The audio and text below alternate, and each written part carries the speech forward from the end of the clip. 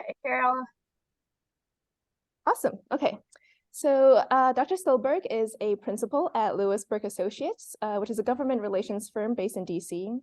She advises clients in areas of food, agriculture, and life sciences.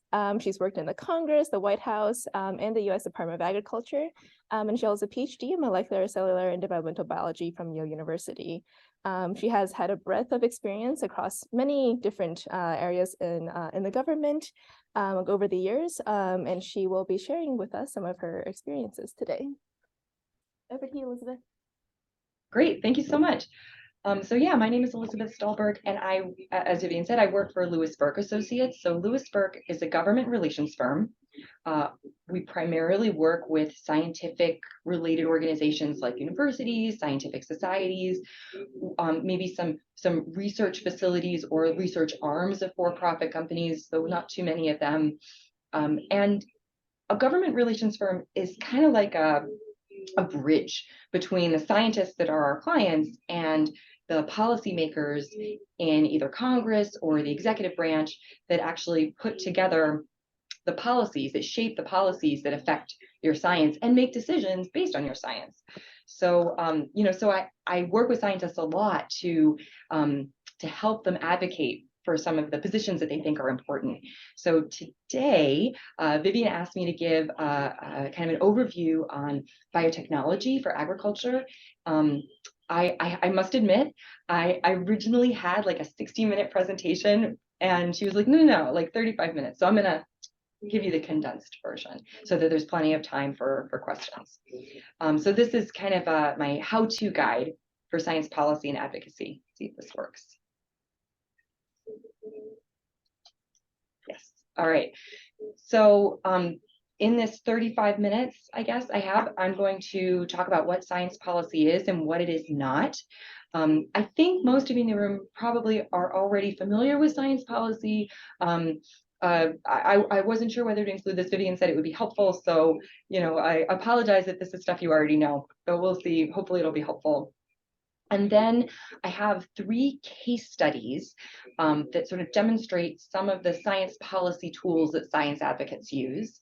And yes, I'm going to be talking about advocacy and what you can do to advance your science.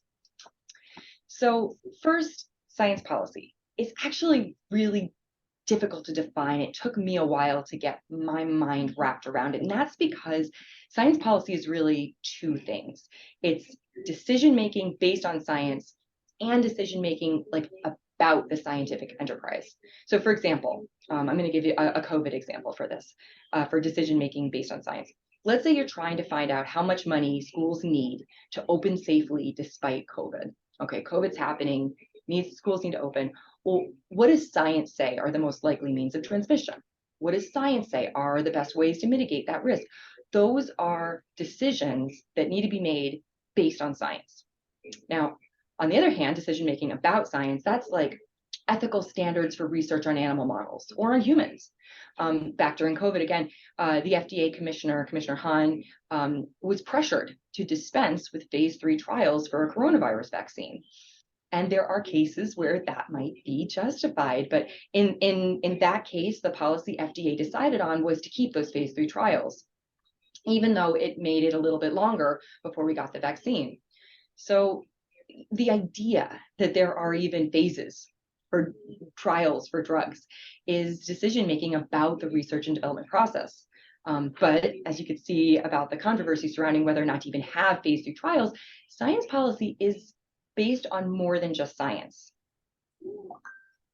Science policy is determined by many factors. There's science, but there's also politics, which is the who gets what. There's culture, economics, leadership decisions, optics, which is like what things look like. This is all probably a good thing, because in many cases, all of these other pieces of the puzzle sort of temper what can be a very cold calculation with something that's a little bit more human. So now that I've talked about what science is, I want to take a minute and say what science policy is not, because not all science in politics is science policy. So the number one thing that science policy is not is politicized science. So politicized science is when when scientific results appear to purposefully impact vested political, ethical, or economic interests. And then new results only serve to paint like science as on one side or another. And one example is climate science. Climate science is not science policy, it's just science. Climate science is science. The scientific results themselves do not advocate for a particular policy. But if you're in the fossil fuel industry and every climate science study shows that you are the bad guy, changing climate, harming the environment, it can start to seem like science itself is taking sides. And then any new studies that show that renewable energy as opposed to fossil fuels is better is mistrusted or disregarded because the science itself is viewed as politicized. So again, it's not science policy, it's politicized science. And the one other example I'm going to give of as not science policy is scientized politics. That's when advocates or policymakers appear to debate the science, but really what they're doing is avoiding debating the actual reasons for their positions. So this is a case where science is being used for political purposes. So should SNAP benefits pay for soda? SNAP is the Supplemental Nutrition Assistance Program. It's like food stamps. And in farm bill after farm bill, in year after year, people on both sides of the aisle have legitimate reasons for why they would want to have these benefits able to pay for sugar sweetened beverages or not. You could literally go to a House Agriculture Committee hearing on the subject, and you could hear stuff from both sides, and you wouldn't even know Democrats or Republicans because different people fall on different sides of this issue. It's not like political in that way. So you might have one policymaker say, well, science says there is an undeniable link between sugar sweetened beverages and obesity. And that's true. Science does say that. But what that policymaker might be thinking is, oh, my constituents hate it, that their hard-earned tax dollars are subsidizing empty calories for people who need nutritious food. So they're not actually engaging on the real issue. They're kind of blaming the science or using the science to cover what they're really thinking. On the other side, you could have someone saying science says that taking away SNAP benefits won't change consumer behavior. This is also true. So if you get $80 in SNAP benefits and your grocery bill is $100, you're going to be paying $20 out of pocket for the rest of your groceries. And whether the soda ends up in the part that's covered by your SNAP EBT card or the part that you pay for by yourself, it doesn't matter. You're gonna buy it anyway. So that's true. But maybe what that policymaker is thinking is Coca-Cola is in my district and limiting purchases of soda will cause my constituents to lose their jobs. So they use science to kind of sugarcoat what they're saying. This is scientized politics. So now that we've covered all of that, I'm going to get to these case studies, lessons and case studies. So the first lesson is to respond to requests for comments. And the case study there I'm going to talk about is GMO labeling. And then the second lesson is how to build relationships. And I'm going to talk about building relationships with people in Congress and also in the executive branch. So I got two different case studies, one on integrated pest management and one on EPA's treatment of biotech regulations. All right, so jumping into case study on GMO labeling. All right, I'm going to take you back. In 2016, Congress passed a law that came to be known as the GMO Labeling Act. At the time, states had been passing or trying to pass their own laws on the subject, and the food industry was really scrambling. Here's a map from the University of California's Division of Agriculture and Natural Resources statewide biotechnology work group. It shows how in 2015, GMO labeling was happening or about to happen sort of state by state. So some companies did not want to disclose their GM ingredients, for sure. Some companies didn't mind, but no one wanted different standards in every state. So what did the anti-GMO groups want? Anti-GMO advocates created a non-GMO label. And let's be clear, the point of this label is to steer people towards non-GMO products. It's a selling point, right? But they also wanted a GMO label. And while there are some companies that absolutely tout their GMO ingredients as a feature, I think it's fair to say that the anti-GMO advocates wanted this law in place in order to steer people away from purchasing genetically modified food. So this is kind of it's a pretty hostile move, right? In a sense, it's a direct threat to the food industry and the farmers that rely on GM products. But to pass a law like this, you actually need to have really broad support. So how did lawmakers create a law that won broad support? It's compromise. So first of all, compromise number one, the law only applies to food that has been genetically engineered in a way that could not be obtained through conventional breeding or found in nature. That's compromise number one. Compromise number two, it only applies to food that contains genetic material that has been modified through in vitro recombinant DNA techniques. And number three, there were a lot of other compromises to do with restaurants, small manufacturers, and whether labeling needed to apply to animals that had eaten GM feed. Did not. So what's important to note is that even though Congress passed this law, it left out a lot of details. Okay, so for example, they said, conventional breeding was, or found in nature was like an exception, right? But what does conventional breeding or found in nature include? They didn't specify that. They said it only applies to food containing genetic material that's modified, but what about highly refined products? So I should say more than half of all the sugar available in the US does not come from sugar cane. It comes from sugar beets and US grown sugar. So the sugar cane is imported, but the sugar beets are grown in America and mostly in the northern kind of Midwestern and plain states. And about 90% of American sugar beets are genetically modified. So the beets, the plants are genetically modified, but the sugar that you get from them is just one molecule, right? It's just sucrose. So there's no DNA left in sucrose. The same is true of things like canola oil. The canola plant or the rape plant might be genetically modified, but there's no DNA in oil. So there's the question, do you label the sugar? Do you label the oil? And what will the labels look like? If you remember that really happy non-GMO butterfly, well, the anti-GMO advocates probably would have loved a big warning label saying danger, GMO, but it's up to USDA to interpret this law and then write the rules that the food and restaurant industries then have to follow. But even within USDA, there are different points of view. Out of USDA's 29 agencies and offices, only about a half a dozen are staffed with scientists at all. And not one of those agencies was tasked with answering these questions. And the reason is that the kind of labeling that needs science, like for food safety or allergens, anything about ingredients that might be dangerous or unhealthy, that's actually not USDA's job. That's the job of the Food and Drug Administration, not the US Department of Agriculture. So again, it might be useful as an advocate to know what the jurisdictions are of these different federal agencies. The FDA is the agency that makes sure a package says, do not consume raw or must be cooked to an internal temperature of 165 degrees. The FDA is who mandates that common allergens listed like milk or eggs or soy or sesame have to be there.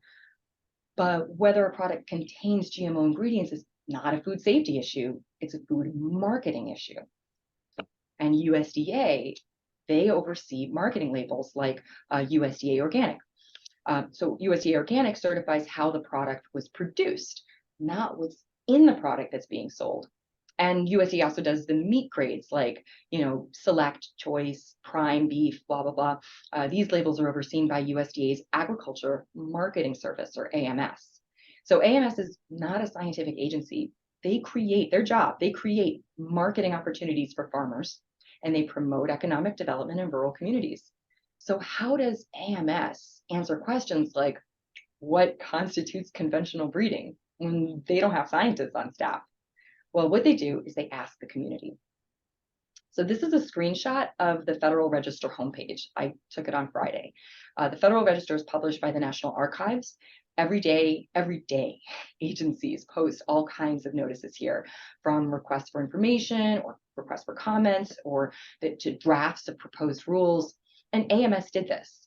They posted requests for information. They asked lots of questions, and you can bet they got lots of responses, like from me. Then, based on those responses, they posted a proposed rule. So here it was, the National Bioengineered Food Disclosure Standard proposed rule. This is not a final rule, a proposed rule. They proposed it back in 2018, and they specifically asked for stakeholders to weigh in on these issues. This proposed rule received more than 14,000 comments. someone actually had to read them all, which is tough. But the comments are actually really important. When USDA eventually finalized this rule, they referred back to the type and number of comments they got, especially the ones that referenced science and citations. They basically used the comments to justify what they eventually did. With a rule like this, there's no way USDA is not going to get sued, no matter what the rule ends up looking like. So they needed every ounce of evidence to justify their decisions. And I should say, like, sometimes the right comment at the right time with the right, scientific citations can make a real difference. So now on the AMS website, you can find everything you need to know about how to label your bioengineered food. So if you want to comment on something you see in the Federal Register about an issue that's important to you, I would suggest making sure that yours stands out a little bit. I'm betting that most of those 14,000 comments were like foreign emails, but a concise, to the point comment, maybe even with a personal story and scientific citations, that can really stand out. And remember, there are human beings reading these. I've done it. And also keep in mind that most Federal Register notices don't actually get 14,000 comments. Like 50 to a couple hundred is way more reasonable for something like this. So, okay, lessons learned. The executive branch relies on the public to respond to requests for comments and information. And it's useful to know which agencies have jurisdiction over the issues that are important to you. Your feedback really can make a difference. Okay, so now, when you respond to a specific request, you are answering questions or providing input to offices that have already asked for something very specific. Usually a law has already been passed and the agency is interested in your opinions on how to implement it, right? But what if what you need is a whole new law? All right, now we get to advocacy. Yes, I'm talking about you. All right, so let's start with case study. This is case study number 2, integrated pest management. So that whole process of GMO labeling was set into motion because of what happened in Congress, right? It was Congress that passed this law in the first place. How did that happen? How would someone like you, or even a relatively small organization like a scientific society or university, get legislation passed on the national stage? What does that kind of advocacy actually look like? So here's an example I want to share with you about something I'm working on right now. So in my current role at Lewis-Burke, I work with nonprofit groups like scientific societies and help them bring their voices to Congress. Literally, we help set up the meetings between the scientists that we work for and the folks who staff the congressional and Senate offices that represent them. We come with handouts, infographics, statistics, lots of business cards. But I think the most important thing is letting the scientists tell their stories. So last year, I accompanied the Entomological Society of America, so the bug scientists, to their Hill visits. And this year, we plan to do it again. One of their asks this year is to create a position at USDA that coordinates integrated pest management research across the entire department. So we're going to be speaking with members of the agriculture committees and their staff. And if our stories are compelling enough, theoretically, they could write this position into the Farm Bill. It's a must-pass piece of legislation that's due to pass this year, maybe next year, but maybe this year. But the key is that the scientists' stories need to describe what they were asking for and why it's so important. And one of my jobs as a government relations professional is to coach scientists on how to tell a good story that will resonate with policymakers. Okay, so one of the first things I say is paint me a picture. Illustrate exactly what's needed. Help me see it in my mind. I asked the scientists to tell me about some areas where integrated pest management, or IPM, is needed. One concern that they raised is the steady spread of the spotted lanternfly. So this is more of an issue more on the East Coast than where you all are, but it's an invasive pest that swarms trees and vines like grapes. It sucks out their sap and it causes a great deal of damage. So I asked the scientists to paint like a vivid picture for me. And they described how the lanternflies swarm the trees or vines, and after consuming the really sugar-rich sap, they excrete a honeydew. I was like, what is a honeydew? It is basically like bug pee. It's like bug excrement that rains down. You can literally like be under this rain. It's, and it coats the trees and causes mold to grow. So after painting that very vivid picture for me and then later for the policymaker, they could then describe what's currently being done to mitigate the problem. So right now, all that's being done is killing eggs. as they find them and cutting down the trees and vines. But this is actually not working, and it's barely cost effective. Pesticides are also not preferred for this pest. They don't really work. So what the entomologists explain, what's needed are good integrated pest management techniques. So ESA is going to Congress with stories just like this to advocate for an IPM coordinator role at USDA, and it just might work. So they might get this written into the law, but that's only the first step. The lawmakers that write the policy, the law that creates the role, don't actually also have the power to appropriate funding. It's actually a different committee, the Appropriations Committee. So once you do this, how do you then advocate for funding? Relationships are key. You need a champion. So this, the person second from the left, that's Representative Jimmy Panetta. He's from California. He is on the House Ag Committee, but he's not on the Appropriations Committee. So he could potentially help us get this IPM coordinator role into the Farm Bill. But then how do we get funding for it? Well, he happens to also be the co-chair at the Agriculture Research Caucus. A caucus is like a group of representatives that all share a similar interest. And he's this champion for agriculture research. So every year he writes a Dear Colleague letter, and it's co-signed by the bipartisan members of his caucus and others. Dear Colleague is an internal letter from congresspeople to their colleagues, other congresspeople, asking for support. So advocates like us, we can help by visiting other offices and suggesting that that member also sign on to this letter. Eventually, the letter ends up in the Appropriations Committee, and the more signatures it has, the more that those appropriators know their colleagues think this is important. So appropriations requests can also come from outside Congress. I write these letters every year, and they detail what the researchers think are the most important things to fund. So between the Dear Colleague letters coming from internal and their appropriation requests coming externally, this can all work. All right, so lessons learned. Tell vivid stories, develop relationships with champions, support Dear Colleague letters, write appropriations requests. All right, so I'm next going to move to case study number 3. This is about relationships with the executive branch, and specifically the EPA. Quick background. For more than 30 years, the US government has been trying to update its rules regarding the regulation of biotech plants. For most of that time, the government was regulating genetically engineered plants based on the process of their creation, not the product that came out the other side. Even 30 years ago, the scientific consensus had been that the techniques of changing DNA aren't inherently dangerous. A product might be, but the technique is not. So why was the government doing this way?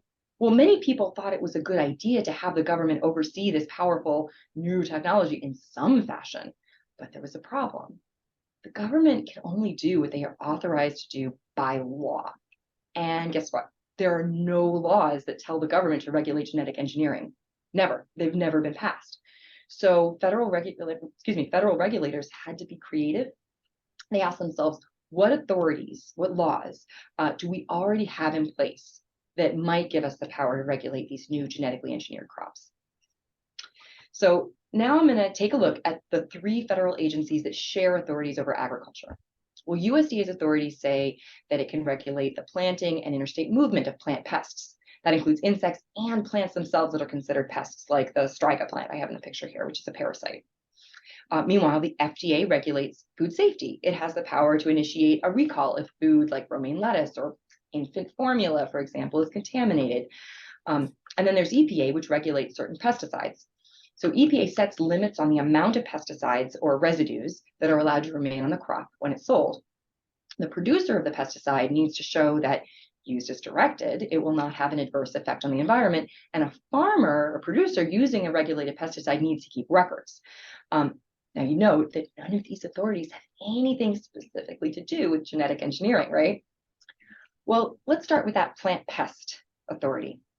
Agrobacterium is a plant pest. One of the original ways to modify the DNA of a plant was to use this agrobacterium bacterium.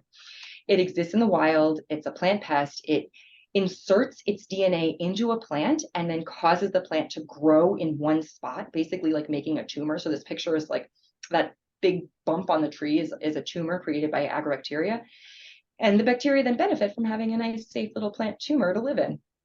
Now, scientists have figured out that they can take the tumor instructions out of the DNA of the agrobacteria and put in whatever they want.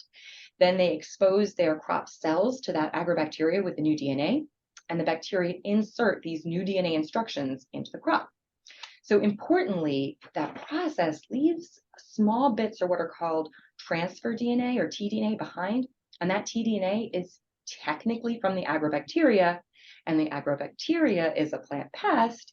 So USDA defined any crop that has plant pest DNA in it, which is to say agrobacterial DNA, as a plant pest, and now they can regulate it. So that was their crazy workaround for like 30 years.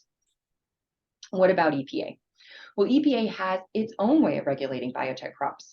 So Bacillus thuringiensis, or BT, is a bacteria that produces a protein that kills certain insects. In other words, it produces a protein that is a pesticide.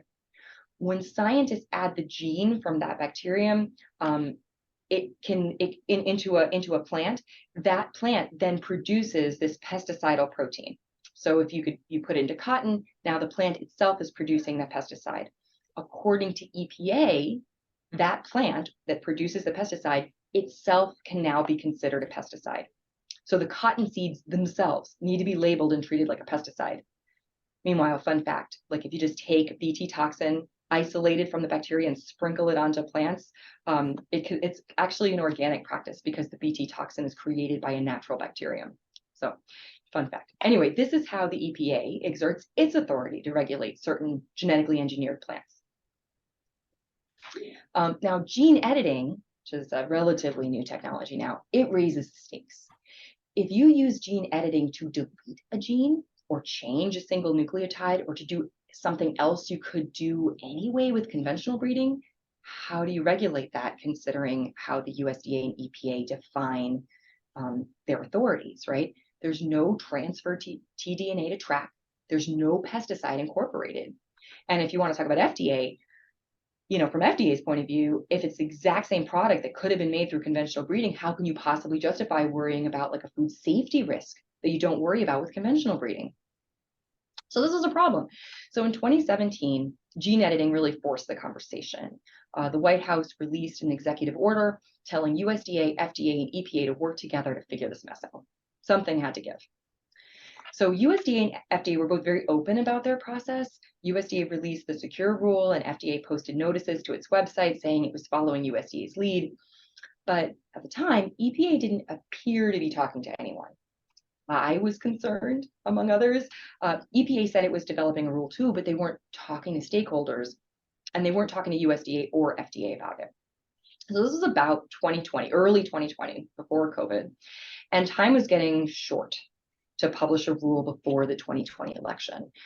They needed to propose something and have enough time to get all those comments back, remember we were talking about, from the Federal Register, and to address them, and then to finalize the rule before the end of 2020. Because they didn't know if Trump would get a second term. He didn't, but they didn't know. And if a new administration came in the following year, as it did, politics would make it challenging to advance this rule from a prior administration. And there was no telling if the new administration would make updating these regulations a political priority. It hasn't.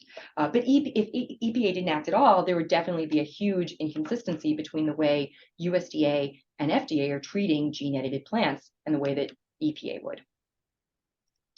So in early 2020, I brought a few plant breeders, plant scientists to EPA headquarters to talk to them about their rule, which they said was coming along. Getting that meeting was hard. So we started talking to them and they said, not to worry. They said they had every intention of making sure gene edited plants that, and this is their words, that could have been sexually crossed within their gene pool were going to be treated just as if they had been bred.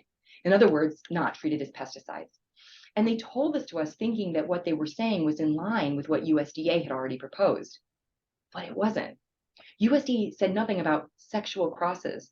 The language USDA used was conventional breeding. And this distinction was actually important, and EPA didn't seem to know. So that's when our scientists said, but what about bananas? So the bananas you find in the grocery store as a cultivar called the Cavendish, they don't have seeds. A mutation happened naturally in the wild that made them sterile. So they don't produce seeds at all. Banana trees aren't propagated by planting seeds and having like a big Cavendish tree grow from them.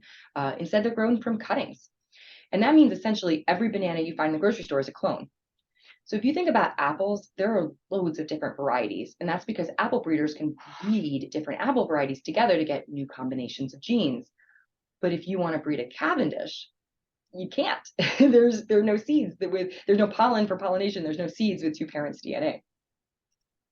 So instead, scientists use lab-based techniques to grow new plants. For example, they might cultivate banana cells and then fuse the genomes of two cultivar cells together and then put this new banana embryo into a growth media until it forms a new plant. This happens in the lab. It's called conventional breeding. It's not genetic engineering. There's no gene editing. There's no recombinant DNA. It's considered conventional breeding by USDA, and breeders have been doing this kind of thing for like 70 years. So what would EPA's new rules say about gene editing to produce a result that couldn't have been achieved through sexual crossing, but could have been achieved through these other conventional breeding techniques? So as our researchers started talking to them about this, the EPA scientists were very curious. Before, they'd been kind of quiet, and then we started talking about bananas. They asked a lot of questions. And the reason is the stakes for bananas are really high. So Europeans and Americans started eating bananas in like the 1870s. The variety that was shipped up from the Caribbean and Latin America was called the Gros Michel, with a big mic. And like our bananas today, it was totally sterile. And every banana was a clone. And by all accounts, it was like the perfect fruit. It was delicious. It was thick-skinned, so great for shipping, inconsistent in size, shape, and flavor. But in the 1950s, a fungal disease called the Panama disease completely wiped them out. And it was replaced by the arguably inferior tasting Cavendish, the one we have today. So I've never tasted the Gros Michel. I would love to, but they don't grow it anymore because of this fungal disease that's still there. And the Cavendish has the advantage of being completely resistant to that strain of Panama disease. But now there's a new fungal strain, tropical race 4, and it's hit banana plantations, and this time the Cavendish is not resistant. So banana growers are running out of options. They spray fungicides up to 70 times a season. That's about once every week or two, just to keep their plants from dying. And this is bad for the farmers' bottom lines. They can't afford it. It's also terrible for the environment because the sprays are designed to go into the soil, but with that much spraying, like the spray, it's not staying there. And it's terrible for the farm workers because it's a fungicide. But there is hope. There are banana varieties that are resistant. They lack a gene that makes the Cavendish and the Gros Michel susceptible to this fungal disease. So theoretically, if scientists could edit out that gene in banana cells and then grow those cells back up into a tree, that tree could be theoretically resistant. Plantations would literally go from 70 fungicide sprays per season to 0. But if EPA says that deleting that gene makes the entire plant a pesticide, as it does right now, it's not going to happen because no grocery stores are going to put a fruit in their produce section that the government classifies as a pesticide, because who would buy it? So that's the stakes. The stakes are high. Now, I'd like to point out that this rule has not yet been finalized, but EPA did propose a rule before the end of the Trump administration in December. I don't know if you can see December 9th. And guess what? They actually mentioned the banana. So they changed around what they said about sexual compatible, sexual crosses, and they talked about, plants propagated vegetatively, e.g. potatoes and bananas. So that was a big win. I was so excited to see that, like, we had made a difference. All right, lessons learned. Don't assume federal scientists already know about your specific case. Engage with them, with the federal scientists and staff, and timing is everything. All right, so in summary, science policy is decision-making based on science and also policies for research. Stories are the best way to communicate the importance of science, and relationships are key. Your representatives, congressional staff, and staff in the executive branch. And these are the advocacy lessons learned. The executive branch relies on the public to respond to requests for comments and information. Congress passes law and controls the budget, and the executive branch can implement policies, but neither of these things just happen by themselves. You can get involved. So develop relationships with congressional champions by supporting things like Dear Colleague letters or writing appropriations requests. And don't be afraid to reach out to your federal staff and scientists, because you may have the information that they need. And I think that's it. Did I make it in 35 minutes? Yes, that was amazing. Thank you.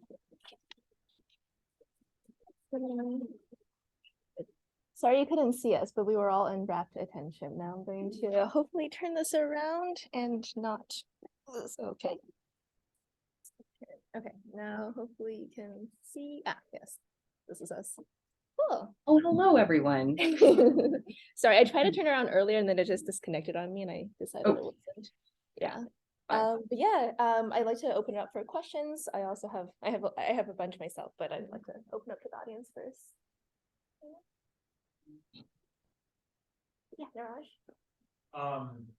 Great talk. I was wondering, could you talk a little bit about the economics of the approval process and how the timelines are changing, whether they're getting shorter, longer, or stagnating, or going from proposed product to approval? Were you able to hear that? Oh, some of it. The economic something. Sorry. I didn't want to come up. Sorry. I'll get a mic. Hi, great talk. I was curious about the economics of the approval process and the timelines. Yeah, no, that's a great question. So I don't have the numbers off the top of my head, but going through the process of getting a bioengineered plant approved by USDA has been like decade-long, millions of dollars. Now, the secure rule that I mentioned that USDA passed and that FDA was following the lead on is a huge step.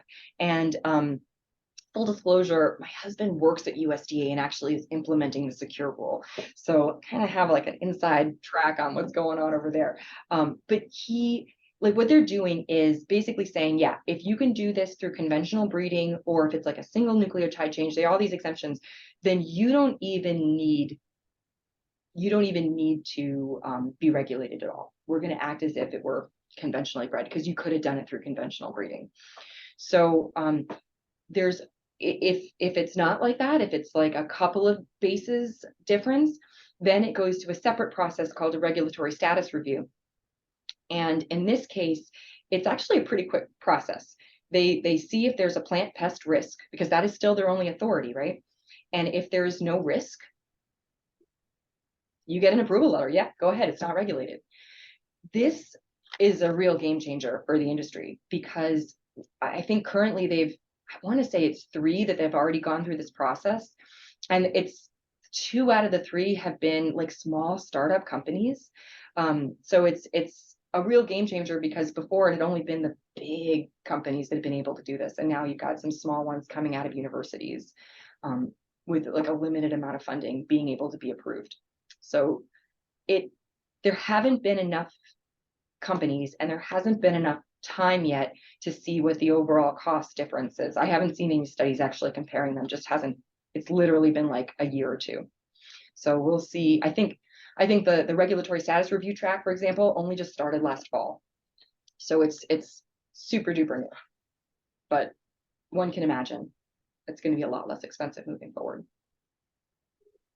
Awesome, thank you. I actually had a follow-up to that, which was say it passes the regulatory status review or any other, or just is granted exemption, does what does the FDA do with it if it's like a crop meant for consumer consumption? Are they going to just follow the USDA's lead and say like you exempted it from any regulations? Okay, sorry. We're also not going to regulate it any further, or do they have something additional because if someone's going to eat it? Yeah, FDA has been following the lead. So yeah, so right now, the only reason that FDA would get involved is if you make some sort of a health claim. For example, if you say, our genetically modified kale is going to cure cancer or something, or you're losing weight or something like that. If you make a health-based claim, or I imagine if you're growing like a pharmaceutical product in the genetically modified organism, then FDA would have jurisdiction. But yeah, unless there's a food safety issue, they've said nope. If it could have been bred, we're not going to even look at it. Got it. Okay. Any other questions? I was actually curious when you were talking about the idea that people wouldn't have wanted to put bananas on the shelves if they had to be labeled pesticide. Actually, how would that how would that have worked if they did need to, if the EPA was going to regulate like a gene edited fungal resistant banana as a pesticide? Like, would they make them put like a pesticide label on the banana, or? Yeah, I don't know, because no one's ever tried it. It's excuse me, it's one of those crazy things. Like EPA literally says that the plant is a pesticide. Now, for example, with cotton, it is, the seeds are labeled as pesticides. There's like a document trail, like it's a whole thing for farmers to have to plant these seeds, even though they're not spraying any chemicals. That's like the mind-blowing thing, right? It's actually, there are fewer chemicals or fewer pesticides happening in that field, but there has to be a big document trail about it. Now, once the cotton itself, like the fibers, move into the commodity market, it's not tracked that way. But whether it would go like into a grocery store, I don't know. Like that's it's something that the industry has decided it does not want to deal with. So theoretically, if the industry thought that they could like get away with it, they might, put it on the shelves and come what may. But I think they've all been assuming that there would be such a social media uproar about it that they don't even want to touch it. Thanks.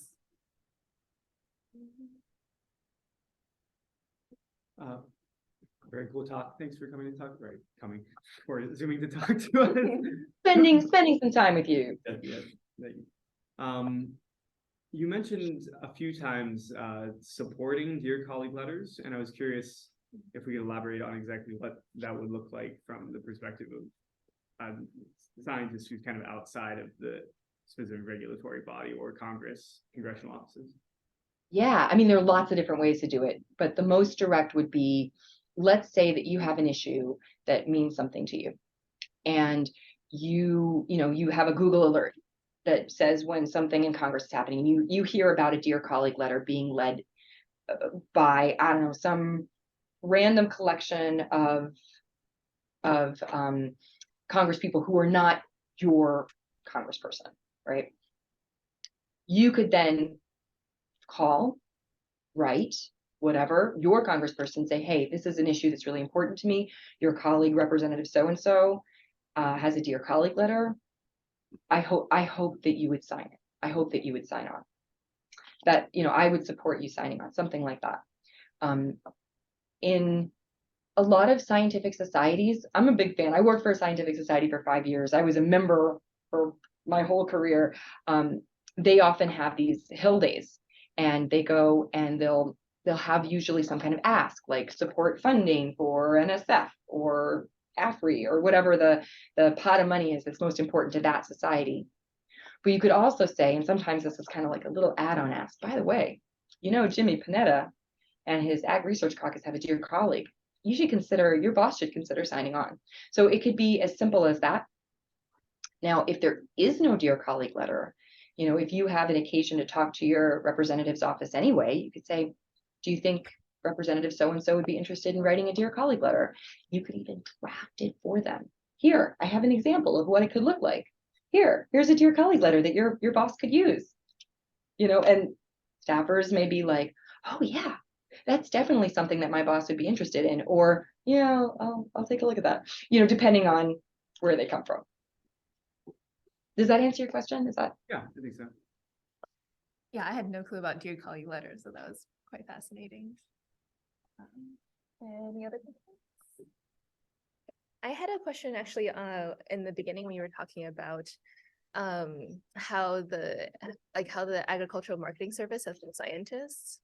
What prevents communication between offices of the USDA? Because USDA has a lot of scientists on staff, and the Agricultural Research Service, what's preventing the AMS to walk over to the ARS and be like, hey, can you get some comments on this?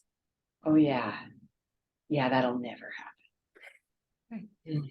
Oh, USDA. Oh,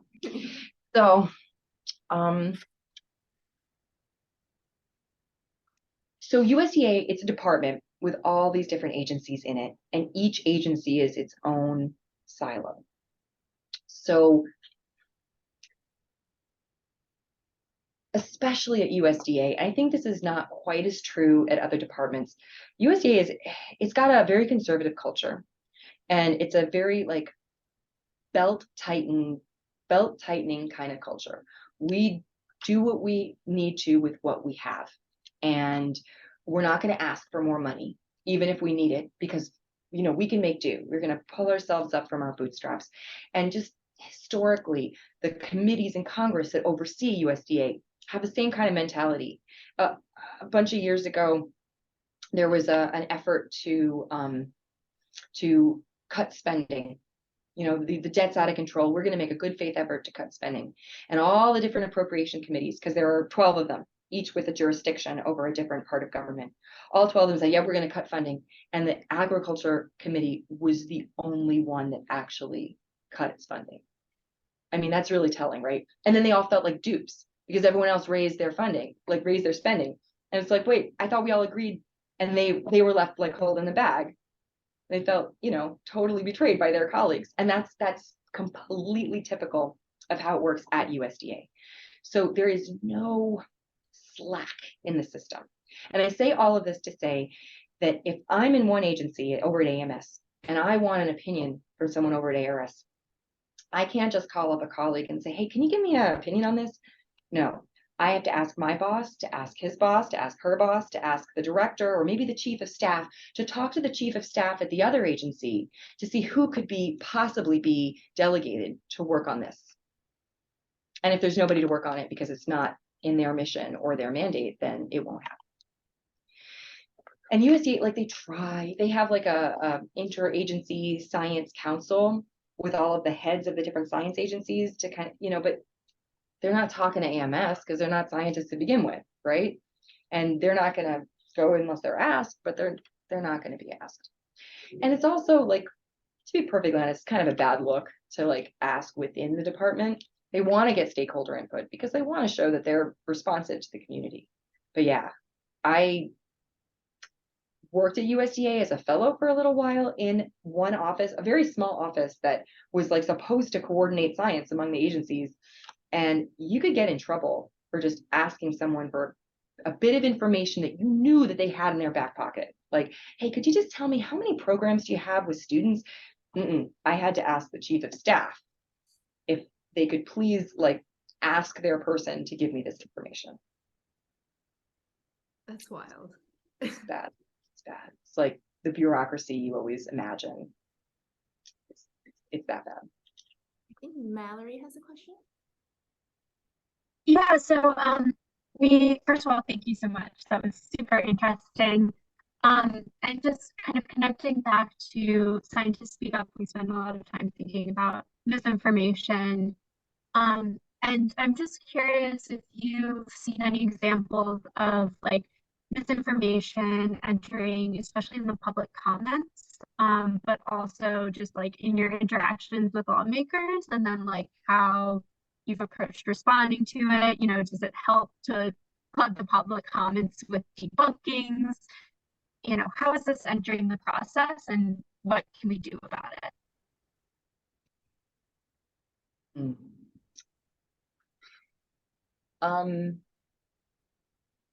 Okay, so those are a couple different questions. One, yes, there's loads of misinformation that comes in the comments, obviously, right? Like you're going to see people, and some comments are earnest and some are not, right? Fortunately, the folks reading the comments for the most part have a pretty solid grasp of what's real.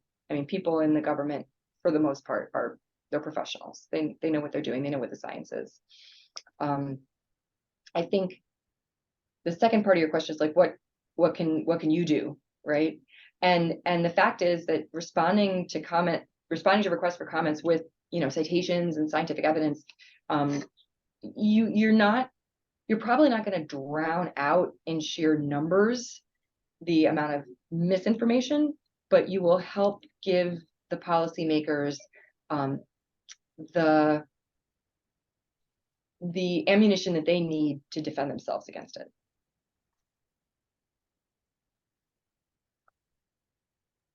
Awesome, that's really helpful. Thank you.